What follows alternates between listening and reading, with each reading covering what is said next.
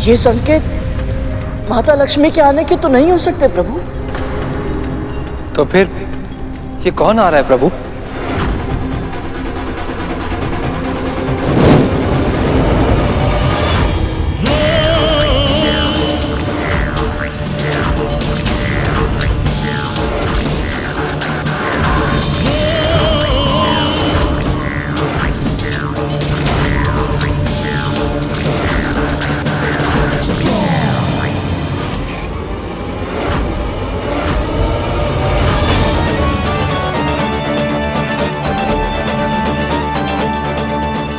लक्ष्मी,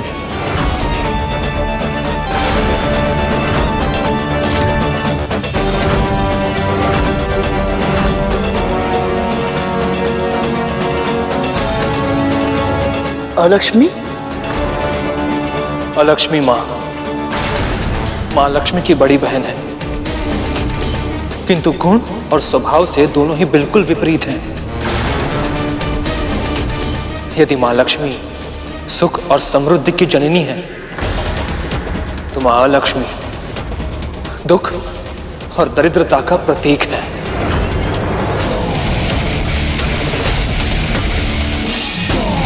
देवी अलक्ष्मी?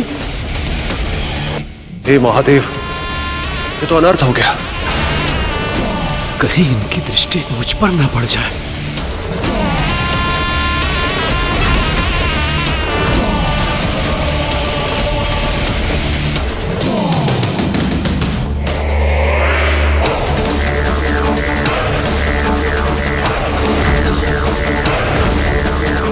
प्रभु, ये सभी अलक्ष्मी माँ से इतना भयभीत क्यों हो रहे हैं?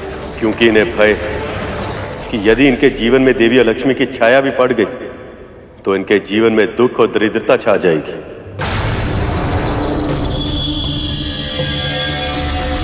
परंतु प्रभु, आपने अभी अभी समझाया कि सुख और दुख तो जीवन के भाग है। जब हम भगवान के दिए सुख को अपनाते हैं तो उनके दिए दुख को क्यों नहीं?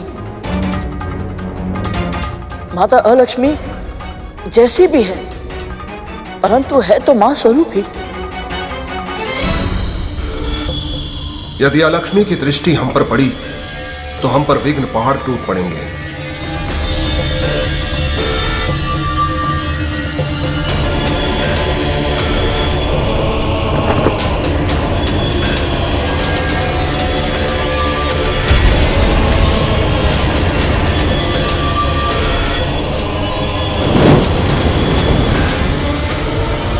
माता अलक्ष्मी,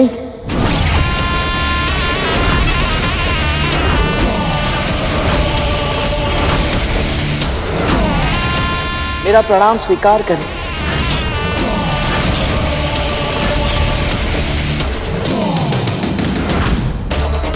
क्या गरुड़ को इस बात का ज्ञान नहीं है कि वो क्या कर रहा है? सभी खुद को अलक्ष्मी के प्रकोप से बचा रहे हैं और ये खुद विपत्ताओं को आमंत्रित कर रहा है।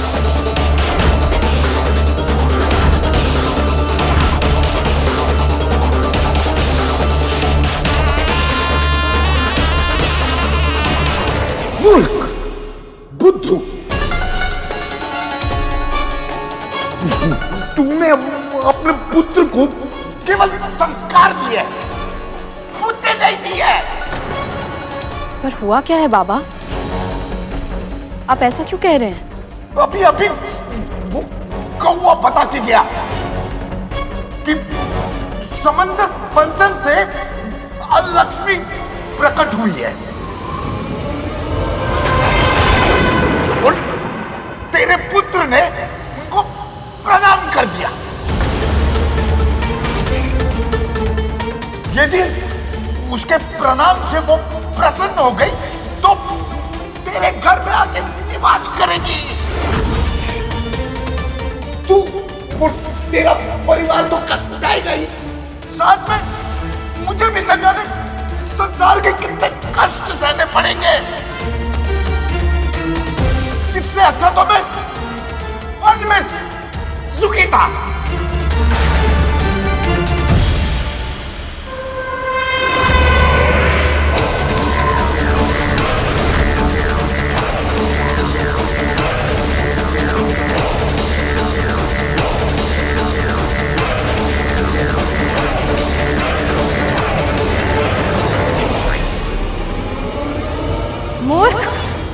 कौन है तू जो मुझे प्रणाम कर रहा है?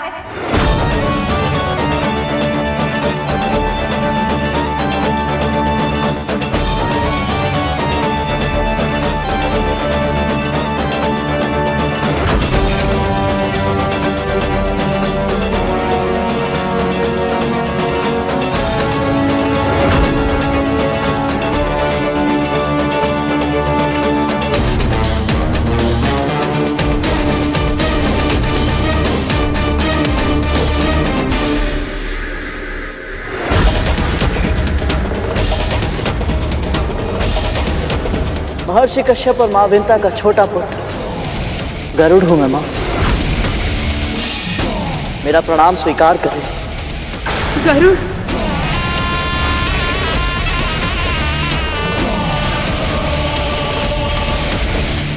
मूर्ख है ये गरुड़, तुझे ज्ञात ही नहीं अभी तूने किस आपदा को निमंत्रण दिया है। केवल ज्ञान होना पर्याप्त नहीं होता, विवेक भी होना चाहिए।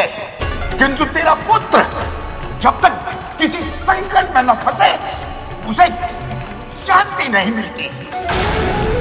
व्यर्थी अलक्ष्मी को आमंत्रित कर दिया। तुझे भय नहीं लगता? यदि मैंने तेरा प्रणाम स्वीकार कर लिया तो तेरे जीवन में दुख और दरिद्रता छा जाएगी।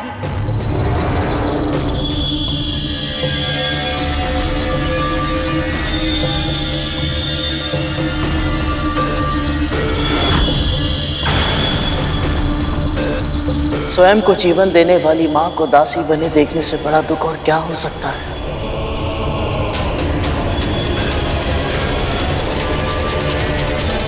सब कुछ जानते हुए भी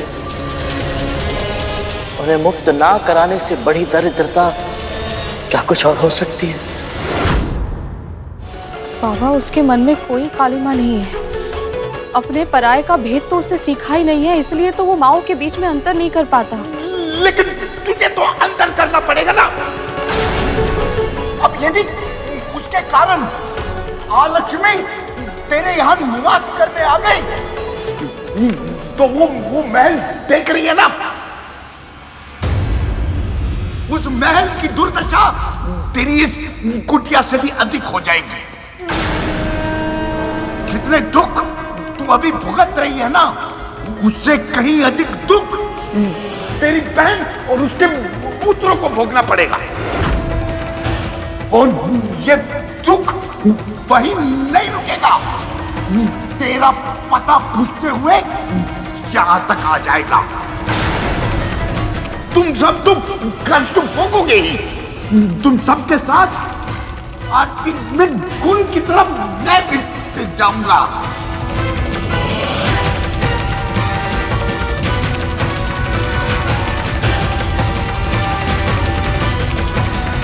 कहीं गरुड़ पर देवी अलक्ष्मी का अशुभ प्रकोप न पड़ जाए। मुझे गरुड़ की सहायता करनी होगी।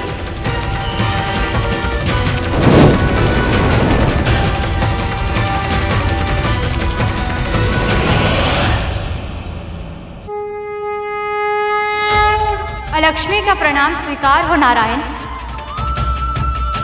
आपके मंथन के कारण मैं समुद्र से बाहर तो आ गई, पर देवों और दानवों में से कोई भी मेरे निकट तक नहीं आना चाहता। मैं कहाँ जाऊं नारायण?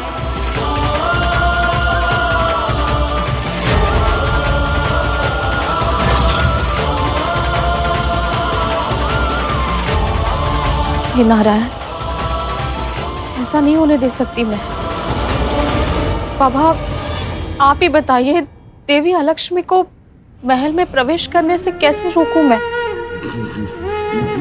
असंभव नहीं है, किंतु बहुत कठिन है। बहुत कुछ करना पड़ेगा। कर पाएगी तू? बोल, कर पाएगी तू?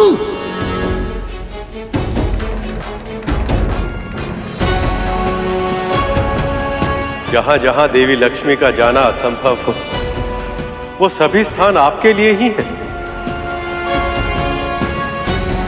जहां अशुद्धता हो, अशोच हो, अन्न का अनादर हो, जूठन हो, वहां आप सहर्ष निवास कर सकती हैं।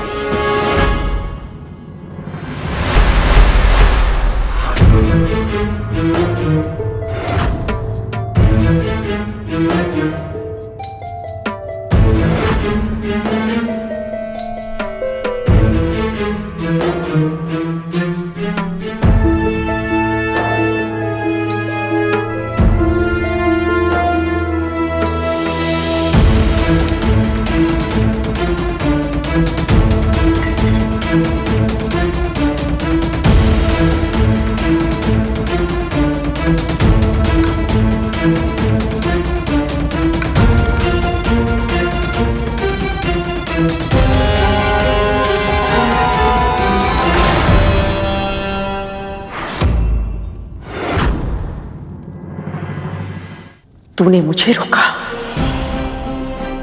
इतना तो साहस। जहां सत्य और संस्कार का अनादर होता हो, छोटी छोटी बातों पर कलह और कलेश होता हो, वहां आप निवास कर सकती हैं देवी।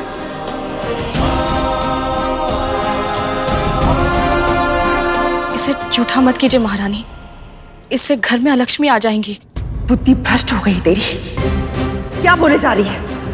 समुद्र मंथन से देवी अलक्ष्मी प्रकट हुई है और अब वो अपने रहने के लिए स्थान खोज रही हैं।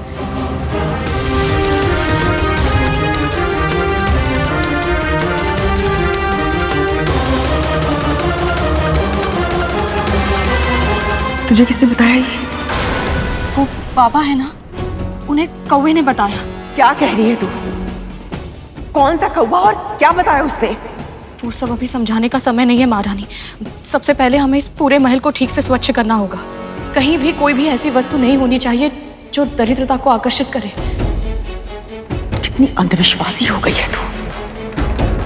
यदि मैंने थोड़ा सा भोजन चख लिया तो कोई पहाड़ टूट पड़ेगा या बिजली गिर जाएगी। भोजन झूठा हो जाएगा महारानी, और झूठे भोजन का भोग नहीं लग सकता। जहां अन्न का भोग ना लगता हो वहां देवी लक्ष्मी का वास कभी नहीं हो सकता, और जहां देवी लक्ष्मी का जाना असंभव हो वहां अलक्ष्मी आ जाती हैं।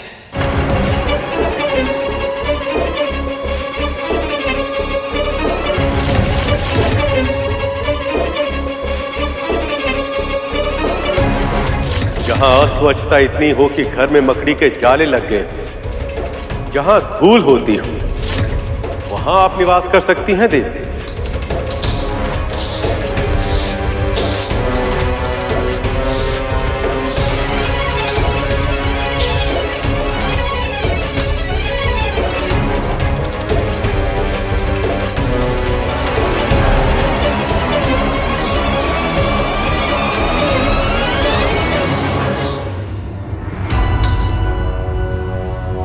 ये लीजिए दासी माँ।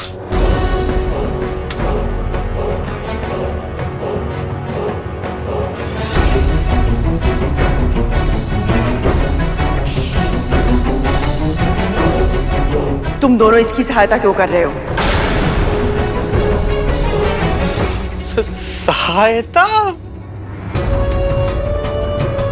हाँ वो माँ, वो एक बार पहले भी हमारे कारण आपको बहुत अधिक कष्ट पहुंचा चुके हैं ना। हमारे ही कारण आपको जीवित पुत्रिका का व्रत रखना पड़ा था, और हम भूल कर भी ऐसी भूल नहीं करेंगे जिससे आपको कष्ट हो माँ। और ये हम इनके लिए थोड़ी कर रहे हैं, आपके लिए कर रहे हैं ना माँ।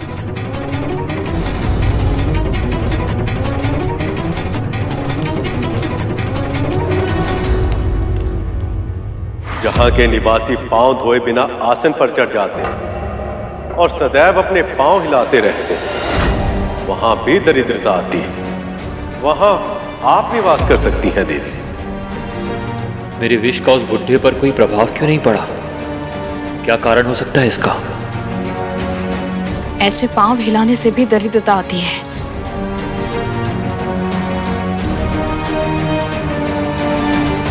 वो कैसे वे माता? पांव हमारी स्थिरता के प्रतीक होते हैं।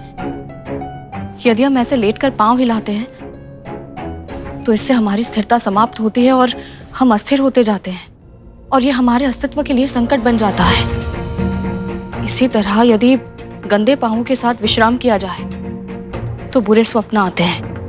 तब तो कालिया भैया को भी तो कल से बुरे स्वप्न आ रहे हैं। वो इस बात से चिंतित है कि कहीं उनके विष का प्रभाव समाप्त तो नहीं हो गया। तब तो फिर हमें शीघ्र ही उन्हें रोकना चाहिए। हाँ, चलो। पर कैसे?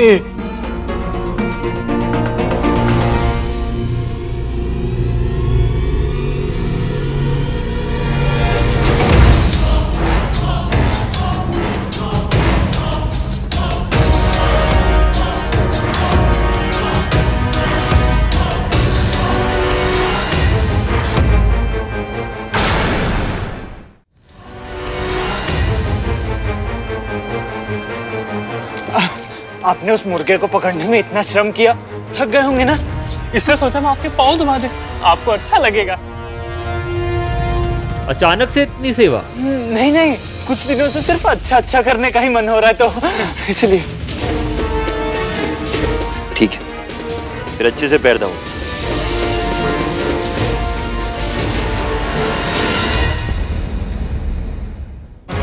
सभी अपने घर को तो स्वच्छ रखते हैं, पर अपनी गंदगी, अपने कूड़े को निकालकर बाहर रख देते हैं।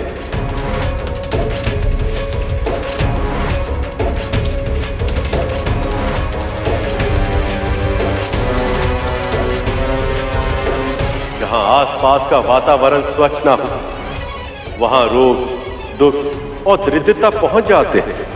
वहां भी आप निवास कर सकती हैं।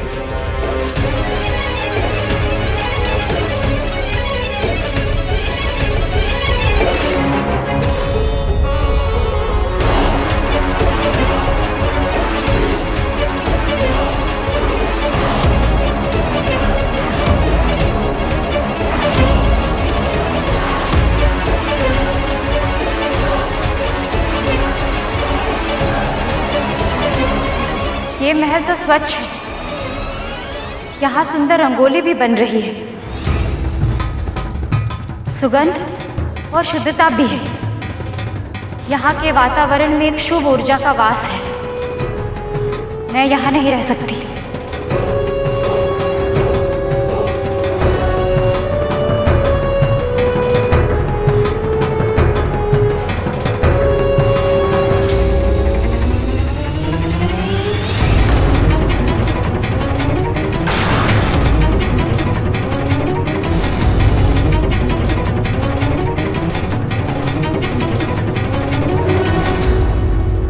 प्रभु, आपका कोटि कोटि धन्यवाद माता अलक्ष्मी की छाया इस घर पर ना पड़ने देने के लिए। पुत्री, आज तुमने देवी आलक्ष्मी के प्रकोप से अपने आप और अपने परिवार को बचा लिया।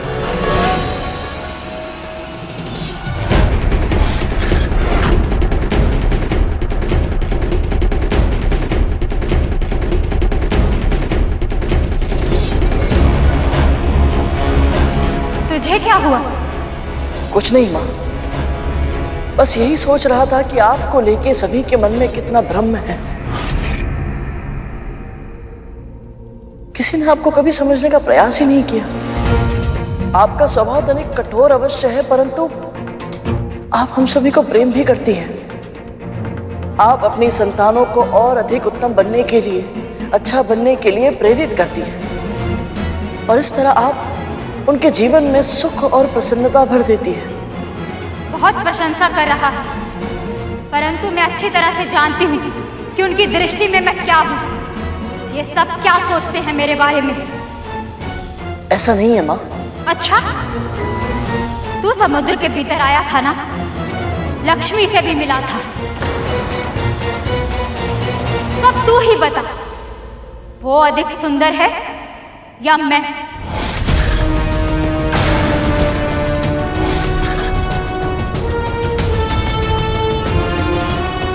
ये किस प्रश्न में फंसा दिया माँ ने?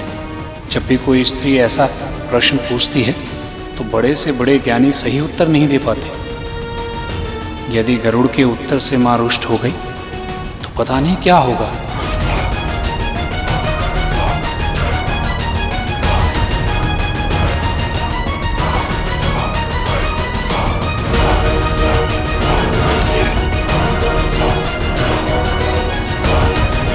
माँ,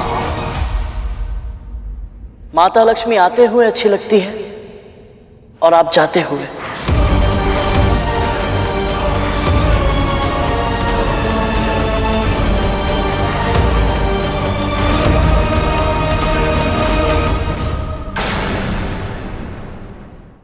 तू समुद्र के भीतर आया था ना, लक्ष्मी से भी मिला था।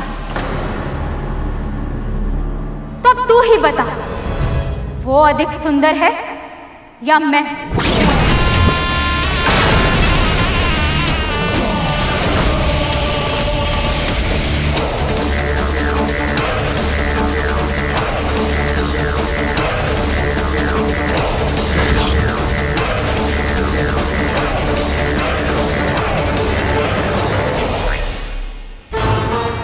माँ, माता लक्ष्मी आते हुए अच्छी लगती है और आप जाते हुए।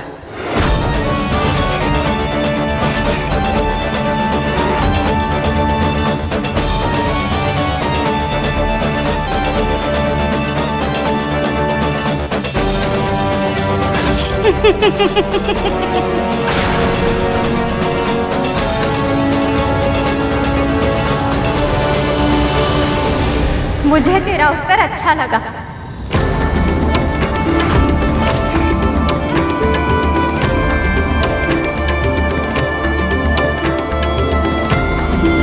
तेरा दुख और दरिद्रता शीघ्र ही दूर हो।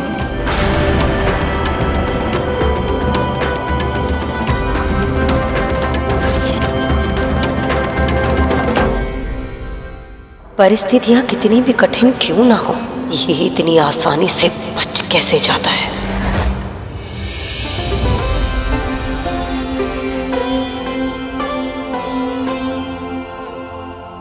आपका बहुत बहुत धन्यवाद बाबा।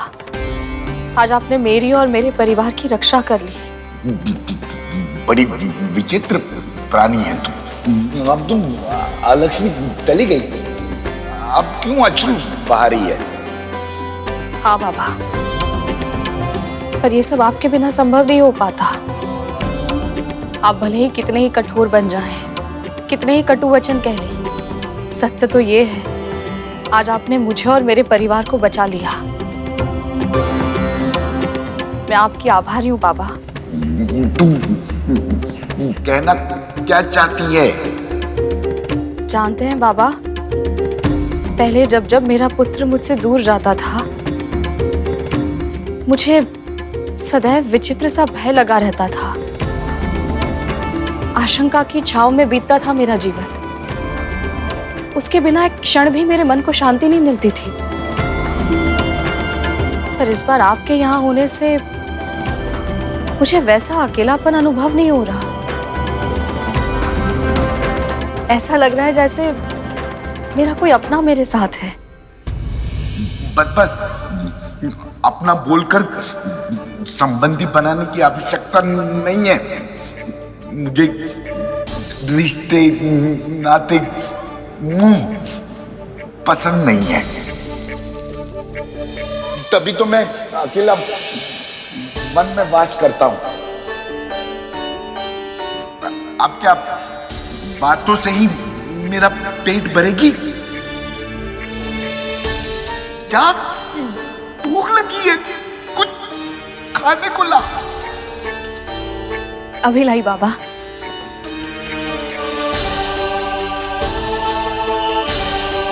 यदि तू इस परीक्षा को परिपूर्ण कर ली तो तुझे ऐसा आशीर्वाद दूंगा कि तेरे सारे कष्ट दूर हो जाएंगे।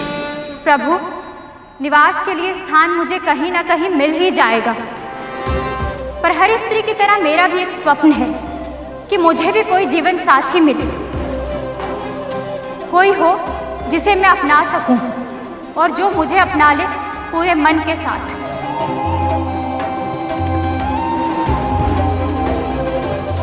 अवश्य देवी, सबकी तरह आपको भी अपना इच्छित वर पाने का अधिकार है।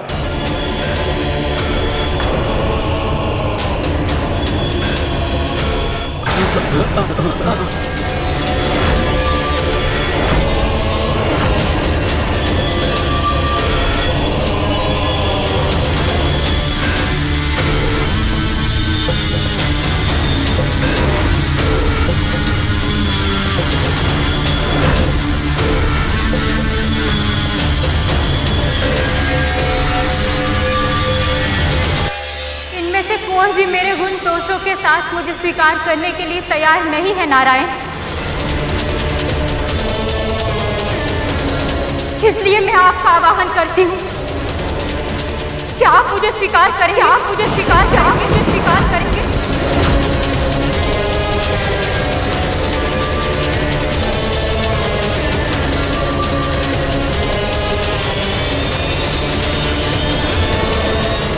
आप भी सबकी तरह मुझे। मेरे कथन को अन्यथा मत लीजिएगा देवी, पर विवाह तभी करना चाहिए जब वर और वधू तन, मन और आत्मा से एक हो।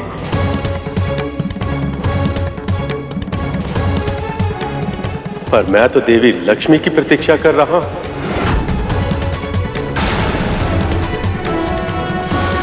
छोटी बहन का सौभाग्य बड़ी बहन का दुर्भाग्य नहीं बन सकता नारायण।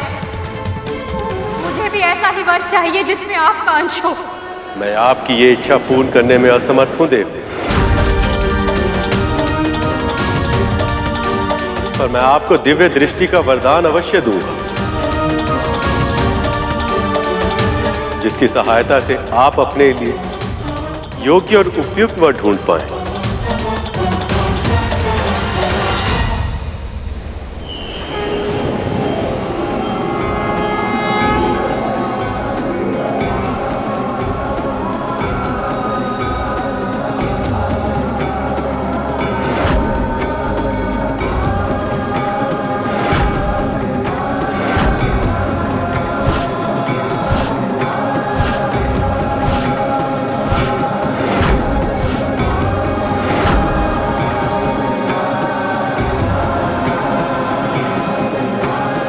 ये ऋषि उद्दालक है, मेरे परम भक्त। इनकी भक्ति इतनी अधिक हो गई कि भक्त और भगवान एक हो गए हैं।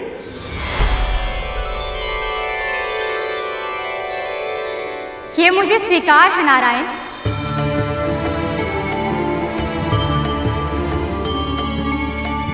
यदि ये चाहे तो मैं इनसे विवाह अवश्य करूंगी।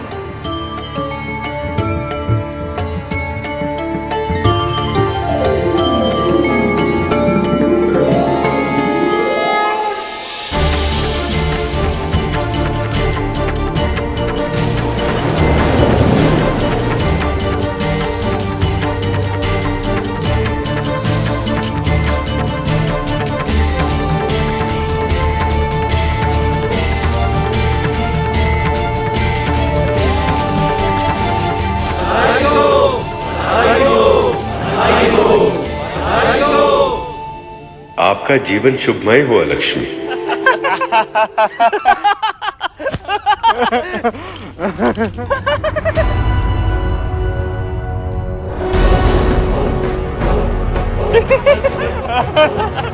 सर्पों के जन्म का एक ही उद्देश्य है, भय के रथ पर चढ़कर भय को अस्त्र बनाकर भय से सिंहासन जीतकर शासन करना।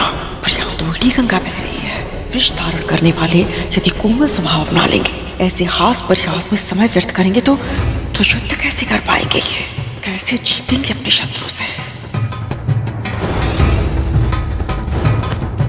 कुछ अधिक ही बदलाव आ रहा है मेरे महल में। विंता मेरा हाथ रोकने का साहस जुटा रही है और मेरे पुत्र अपने विष की कड़वाहट खोकर खिलखिला रहे हैं। बहुत हो गया, अब इस बदलाव को बदलना होगा मुझे। फिर से मुझे मेरी व्यवस्था स्थापित करनी होगी।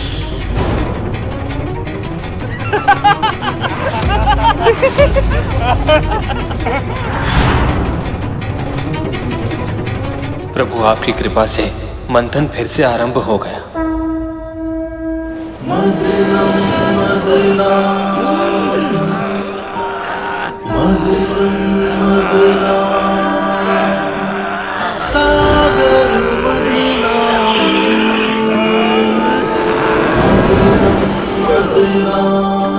कितना श्रम करना पड़ रहा है मेरे पुत्र को।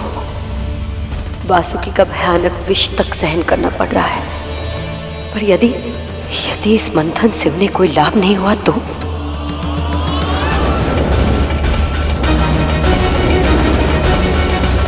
बलि, यदि इस बार कोई विनाशकाली शक्ति प्रकट हुई तो हम असुर इस मंथन को बीच में ही छोड़ देंगे।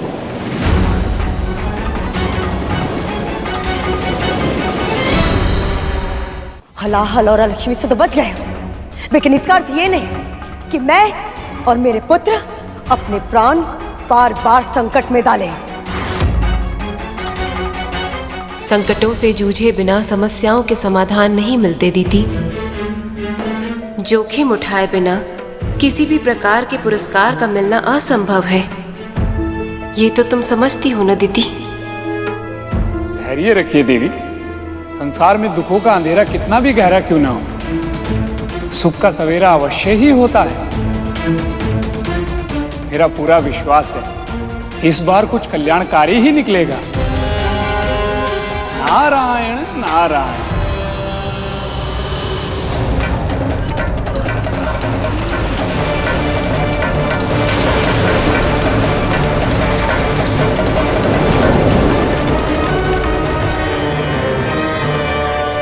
प्रभु,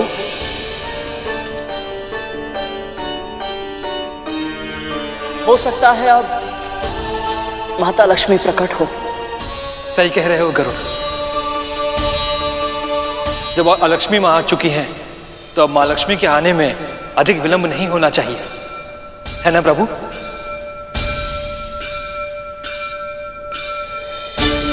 आपकी आंखें आपके मन का दर्पण है प्रभु। ये बता रही है कि अपनों के आने की प्रतीक्षा करना कितना कठिन होता है।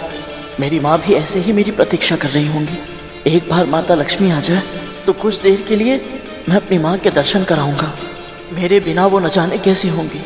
बस बड़ी माँ और उनके नाग पुत्र माँ को अधिक सता ना रहे हो। जब विंता का महाबलशाली पुत्र उसके साथ था, तब भी उसने कभी इस तरह मेरा अनादर करने का, मेरी आज्ञा की अवहेलना करने का साहस नहीं किया, बल्कि अपने पुत्र को सदैव यही शिक्षा दी, मेरे हर अच्छे बुरे, हर आदेश का सम्मान करने की शिक्षा। तो फिर अब अचानक ऐसा क्या बदल गया कि वो मेरे सामने दृष्टि उठाकर बात करने लगी? आप बिल्कुल सही सोच रही हैं माँ। कुछ तो निश्चित रूप से बदला है। तुम्हें मेरे मन की बात कैसे पता चली? माँ, यदि माँ अपने पुत्रों के मन की बात पढ़ सकती है, तो पुत्र भी तो अपनी माँ का मन पढ़ सकते हैं। आप तो बस ये सोचिए कि हमारे आसपास का वातावरण कब से बदलने लगा। हाँ माँ, यदि ये पता चल जाए तो हो सकता है कि आपको ये स्वयं पता चल जाए कि हमारे इस महल में जो भी कुछ घट रहा है उसका सही कारण क्या है। सही कह रहे हो तुम दोनों।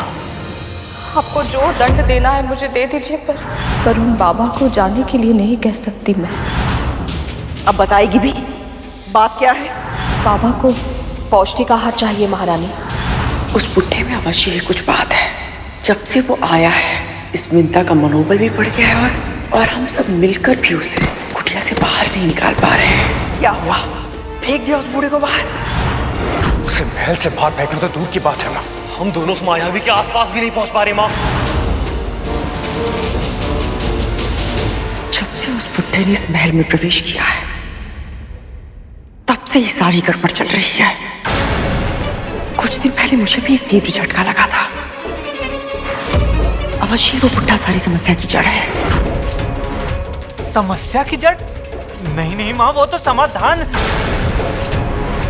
माँ, इसके कहने का अर्थ है समस्या की जड़ तो आपने ढूंढ ही ली है, अब समाधान भी मिल ही जाएगा। इस महल में जो भी कुछ घट रहा है उसका कोई ना कोई संबंध उन बाबा के इस महल में आने से ही है।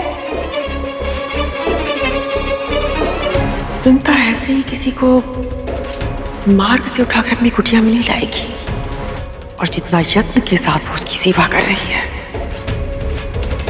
कोई ना कोई कारण तो अवश्य है, कोई उद्देश्य या कोई छुपा हुआ लक्ष्य। और वो क्या है, मैं जान कर रहूंगी। और यदि सच में वो बाबा चमत्कारी है, तो उसका आशीर्वाद मुझे मिलेगा, उस विंता को नहीं।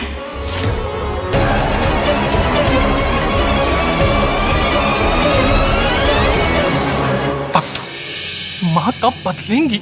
अरे धूमल, ये बोल माँ कब सुधरेंगी?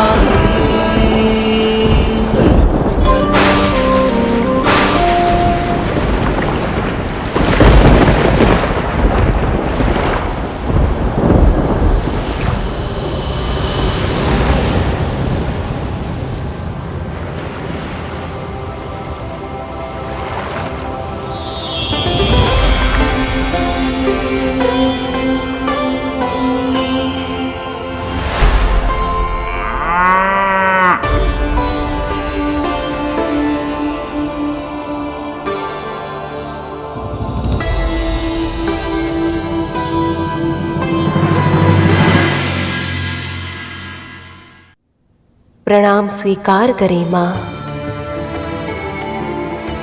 प्रभु, ये गौ माता कौन है और इनमें इतना विशेष क्या है कि इनके प्रकट होते ही वातावरण में अभूतपूर्व शुद्धता और शांति व्याप्त हो गई।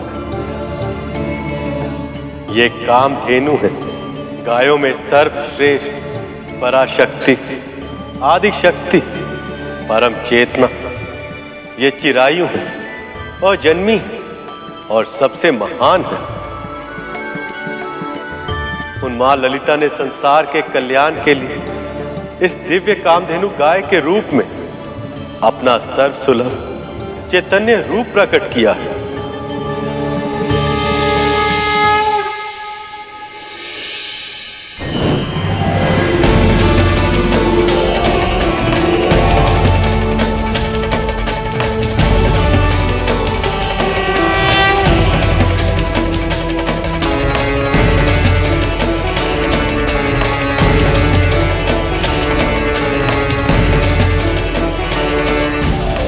इनके विशेष लक्षण क्या है प्रभु? कामधेनु की रीढ़ की हड्डी पर सूर्य केतु नाड़ी होती, जो हानिकारक विकिरण को समाप्त कर वातावरण को स्वच्छ करती। इसके साथ साथ ये नाड़ी गाय के तन में स्वर्ण का निर्माण भी करती, जो उनके दूध, मूत्र और गोबर से सहज ही प्राप्त किया जा सकता। हम दूध और मूत्र का उपयोग करते हैं और गोबर खाद के रूप में खेतों में उगने वाले अनाज के माध्यम से हमारे तन में प्रवेश करता है। इनकी पूंछ भूमि को छूती है और स्त्रियों की चोटियों के समान सदैव गुथी ही होती हैं। हिंसा का संदेश देने वाले इनके ये सींग सदैव उल्टे ही होते हैं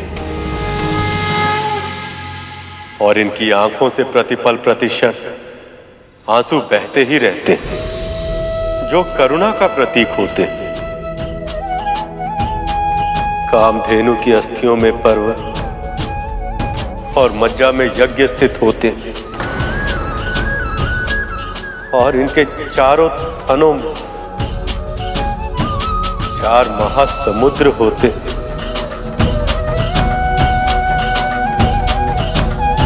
और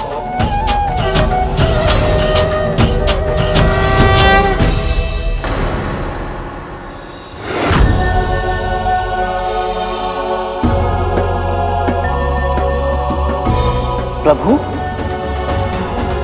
प्रभु,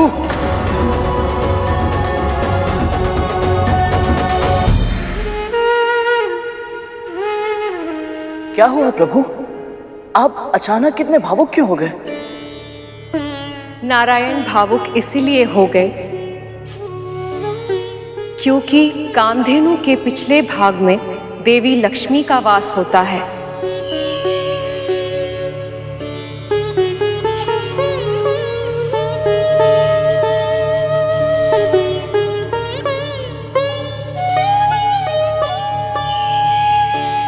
परंतु माता लक्ष्मी का वास मां कामधेनु के पिछले भाग में ही क्यों? मैं बताती हूँ। जब मैं साकार रूप में कामधेनु बनकर अवतरित हुई,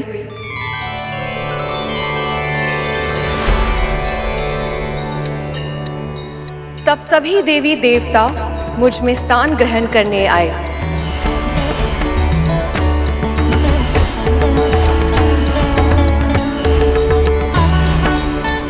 जो सबसे पहले आया उसे अपनी इच्छा अनुसार स्थान मिल गया।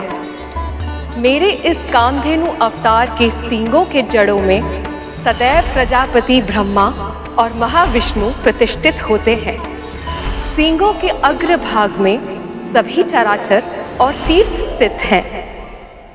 मध्य भाग में स्वयं महादेव, ललाट में गौरी, नासिका में कार्तिकेय, कानों में अश्विनी कुमार और आंखों में सूर्य और चंद्र स्थित है। खुरों में सरस्वती और इसके गंध स्थलों में यम और यक्ष का वास होता है।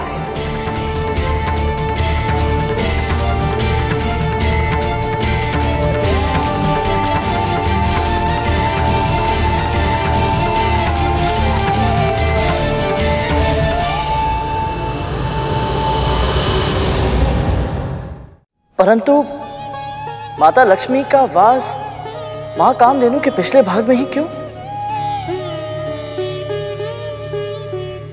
मैं बताती हूँ। जब मैं साकार रूप में कामधेनु बनकर अवतरित हुई, तब सभी देवी देवता मुझ में स्थान ग्रहण करने आए।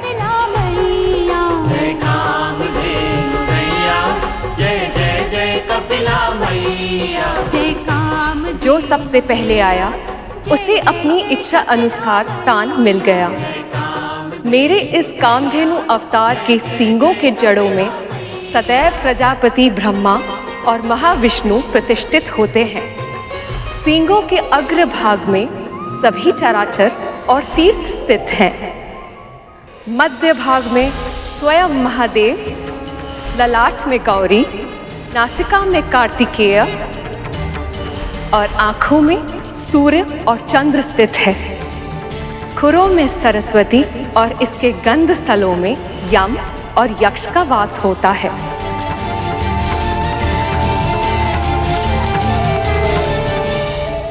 प्रणाम माँ। माँ, मुझे भी अपने इस कामधेनु रूप में कोई स्थान दे दीजिए। आपको विलंब हो गया देवी। अब तो सभी ने अपना मन वांछित स्थान चुनकर निवास करना आरंभ भी कर दिया है। कोई तो उपाय होगा, मुझे कहीं भी कोई भी स्थान दे दीजिए। मैं तैयार हूँ माँ। माँ, मैं आपके साथ निवास करना चाहती हूँ। मैं समझती हूँ, परंतु इस संसार में सबसे अधिक वंदनीय आप है माँ। यदि आज आपने मेरा अनादर किया तो सृष्टि में कभी भी कोई मुझे सम्मान नहीं देगा।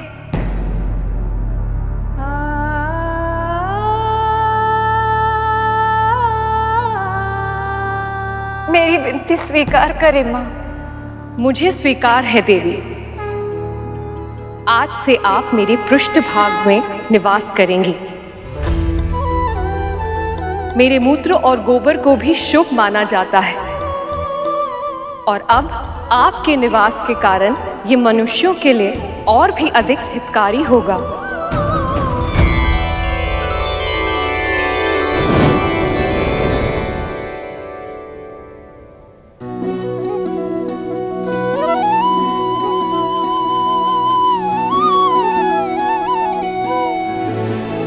गाय के गोबर में लक्ष्मी का वास होता, इसीलिए उसे खेतों में डालकर मिट्टी को उपजाऊ बनाया जाता।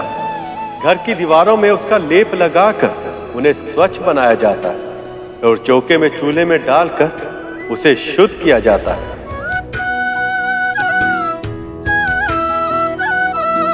गाय के गोबर से बने कंडे हवन की समीधा बनते और गौमूत्र अनेक रोगों का नाश कर देता।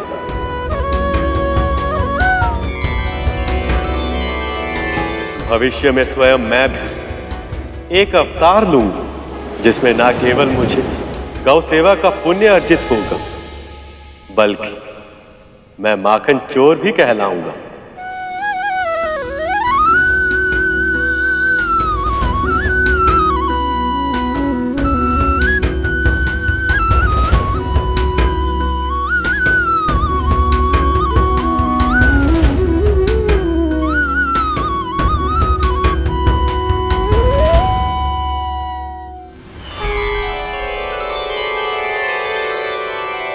ये गाय तो बहुत गुणकारी है, पर यह मिलेगी किसे? और किसे रहा, हम असुरों को ही मिलेगी। असुर सम्राट, विश्व विजेता,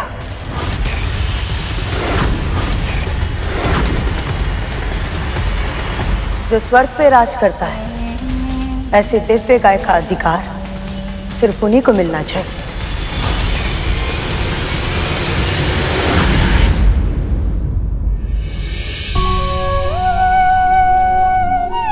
लीजिए। तनिक इसमें शहद मिला दे। जी।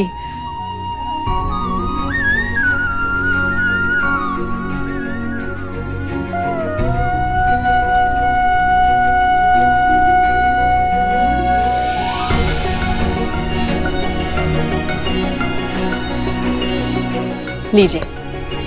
अब तनिक इसमें पीसा हुआ मेवा मिला दे। जी।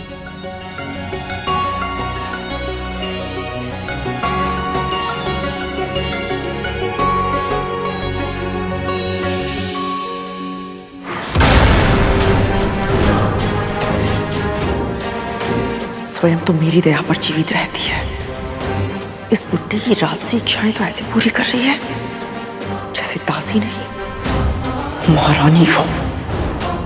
अब पी इसे।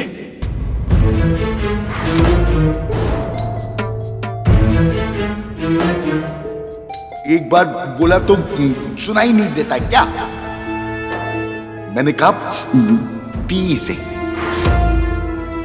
बाबा, ये तो मैं आपके लिए बचपन में इसी तरह दूध पीना अच्छा लगता था ना तुझे?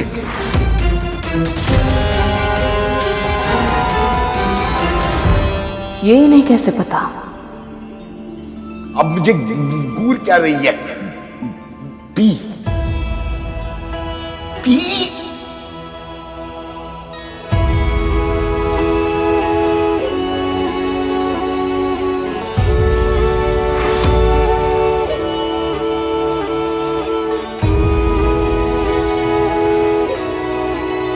समझना संभव है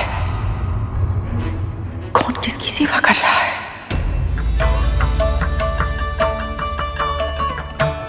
मीठा है ना? हाँ बाबा। किंतु मुझे मीठा नहीं लगेगा। तू पूरे संसार की मिठास भी इसमें डाल देगी ना, तब भी मुझे मीठा नहीं लगेगा। मुझे तो केवल गौ माता कामधेनु का दूध ही मीठा लगता है। अमृत जैसा स्वाद होता है उसमें।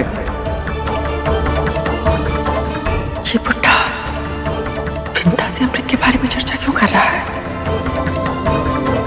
यदि विंता के मन में अमृत का विचार आ गया तो वो गरुड़ को कहीं से चखने की विवश न करते। नहीं, ऐसा नहीं होने दूंगी। नहीं बाबा, मैं केवल एक साधारण दासी हूँ।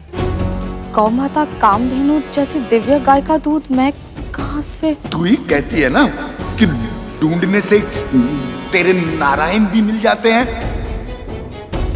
तो तू गौ माता कामधेनु का दूध नहीं ला सकती? यदि नहीं ला सकती है तो तू और तेरा नारायण दोनों किसी कार्य के नहीं है।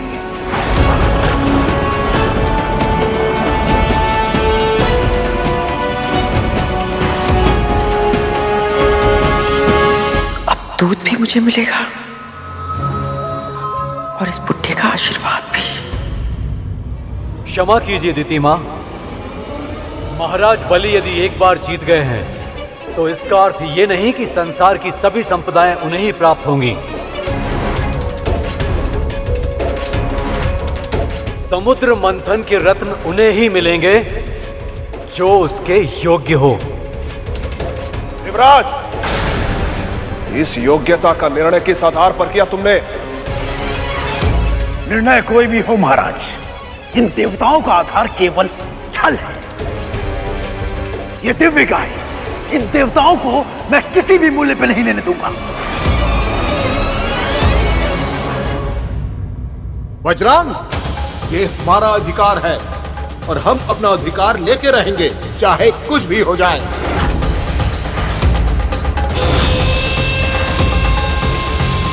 अगर कहीं फिर से इस मंथन में कुछ अवरोध आ गया तो? कामधेनु का दूध?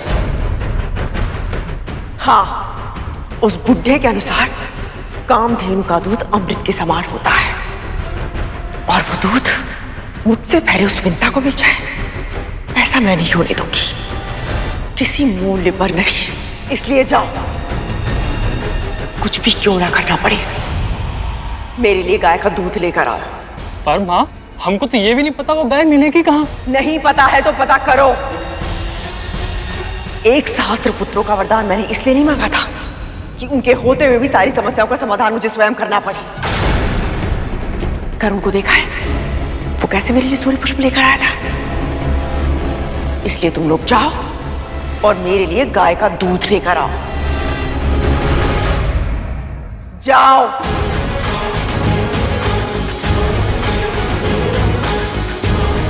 अब हम क्या करें? कहां से लाई ये दूध? मां कामधेनु के प्रकट होते ही कितनी शुद्धता और शांति छा गई थी, परंतु ये सभी ऐसे ही झगड़ते रहे तो सारी शांति नष्ट हो जाएगी।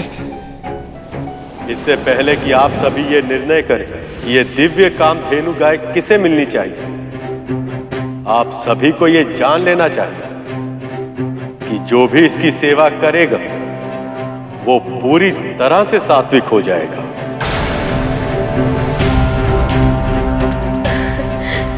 ये तो अत्यंत शुभ बात है। नारायण नारायण, यदि असुर भी सात्विक हो गए तो ये संसार तो पूरी तरह बदल जाएगा।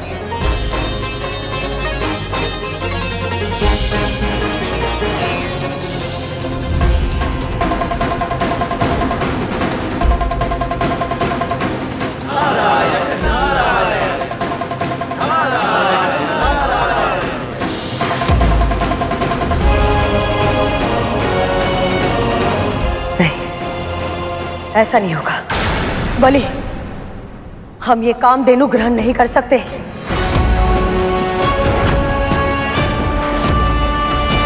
कहीं इसके कारण तुम सात्विक बन गए तो तुम तो स्वर्ग दान में दे दोगे।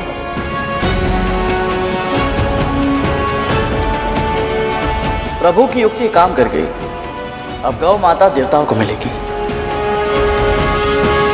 नहीं, हमें किसी ऐसी वस्तु की प्रतीक्षा करनी चाहिए जो बल और शक्ति का पल्ला हमारे तरफ झुकाए रखने में हमारी सहायता करे।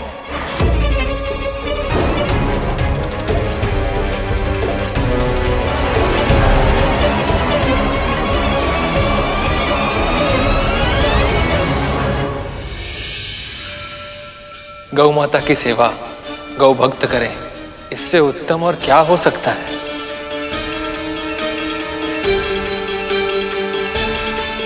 क्या हुआ गरुड़, तुम इस निर्णय से प्रसन्न नहीं हो?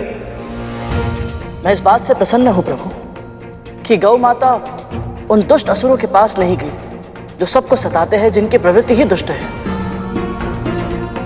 हाँ, तो न जाने क्यों मेरे मन में संदेह हो रहा है प्रभु कि गौ माता इनके पास जाने के बाद प्रसन्न नहीं है। इतना जानते हो तुम गौ माता के मन को? ऐसा नहीं है प्रभु, मैं तो केवल इतना ही जानता हूं कि मां कामधेनु की आंखों में आंसू तो सदैव रहते हैं, परंतु आज इन आंसुओं में वो प्रसन्नता नहीं दिखाई दे रही जो तब दिखती है जब बहुत लंबे समय के बाद मैं अपनी मां से मिलने जाता हूं और वो अपनी आंखों में आंसू भरकर मुझे निहारती है।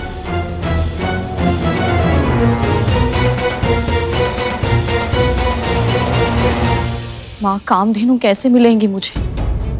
कहाँ ढूंढूं उन्हें?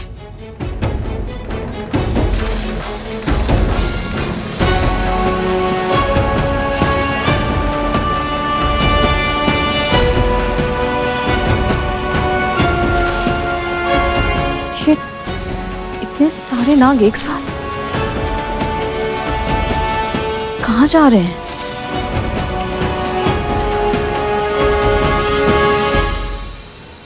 तख्त धूमल, क्या हो रहा है? कहाँ जा रहे हो तुम सब?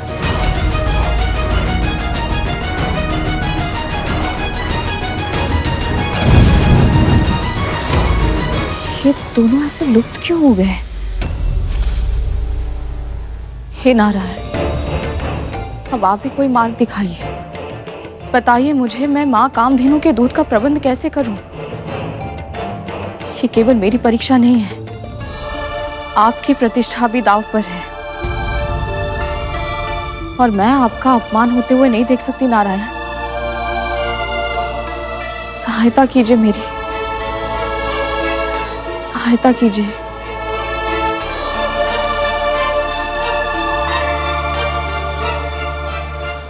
माँ कहती हैं कि जब कुछ पहली बार प्राप्त हो तो उसे ब्राह्मण और ऋषियों को दान देना चाहिए।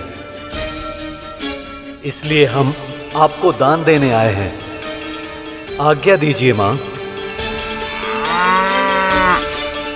धन्यवाद माँ।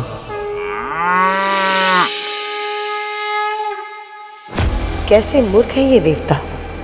पहली वस्तु मिली थी मंथन से, उसे भी दान में दे रहे हैं। हे सप्तऋषिगण, मैं देवराज इंद्र अपने समस्त कुल व संबंधियों के साथ आपका आवाहन करता हूँ। कृपया दर्शन दें। प्रकट हो ऋषिगण, प्रकट हो। प्रकट हो ऋषिगण, प्रकट हो। प्रकट हो ऋषिगण, प्रकट हो।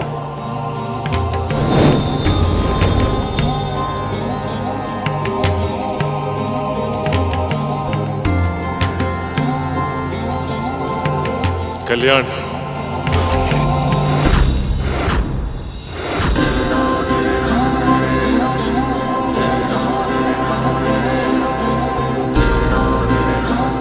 ऋषिगण, हम सभी देवता पूर्ण श्रद्धा और भक्ति भाव से इन मां कामधेनु को आपको दान देना चाहते हैं।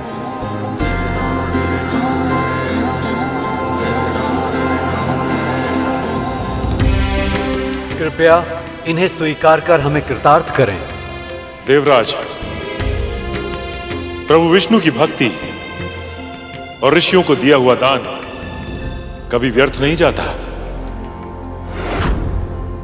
समुद्र मंथन के इस महान यज्ञ में आप सबको सफलता प्राप्त हो।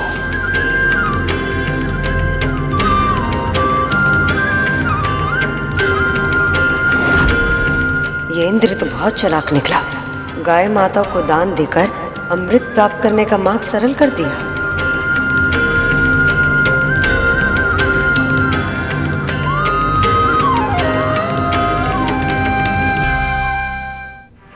ये देवता भी विचित्र हैं। जब ये गाय इन्हें दान में ही देनी थी तो उसे प्राप्त करने के लिए हमसे इतना झगड़ा क्यों कर रहे थे? देवराज की बुद्धि की प्रशंसा तो करनी ही पड़ेगी। तुम कहना क्या चाहते हो? मां कामधेनु को दान में देकर देवराज ने एक तीर से 2 निशाने लगाए हैं भैया। दान देकर पुण्य अर्जित तो किया है, साथ ही साथ सप्त ऋषियों से आशीर्वाद भी लिया कि इस मंथन में विजय प्राप्त हो। इसका अर्थ यह है भैया कि अब अमृत इन्हें अवश्य मिलेगा। गरुड़ अब राजनीति के कठिन दाव पेच भी समझने लगा है। हर बीतते दिन के साथ ये और भी अधिक समझदार और भी अधिक व्यवहारिक होता जा रहा है। एक दिन इसके यही गुण वैकुंठ के उपयुक्त बनने में इसकी सहायता करेंगे।